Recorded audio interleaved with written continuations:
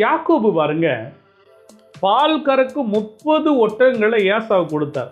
அவர் ஏசாவை பார்க்க வருகிறார். ஆதியாகமம் 32:15 பால் கொடுக்கிற 30 ஒட்டகங்களையும் அவைகளின் குட்டிகளையும் 40 கடாரிகளையும் 10 காளைகளையும் 20 கோழிகை கழுதைகளையும் 10 கழுதை குட்டிகளையும் பிரித்தெடுத்து அங்கே யாக்கோபு அவங்களுடைய சகோதரனாக யாசாவுக்கு பரிசு கொடுக்கின்ற செய்தி ஆதியாகமம் 32:15 குறிக்கப்பட்டிருக்கு. இந்த இடத்துல 30 பால் கொடுக்கிற ஒட்டகம்.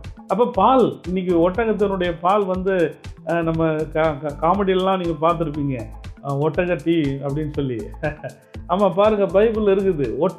ஒட்டகமானது பால் கொடுக்கின்றது. இந்த ஒட்டகத்தினுடைய பால் எவ்வளோ விலை தெரியுமா? நம்ம ஊரில் பசும்பால் விலை உங்களுக்கு நல்லா தெரியும். இப்போ அதில் குறைச்செல்லாம் இருக்கிறாங்க.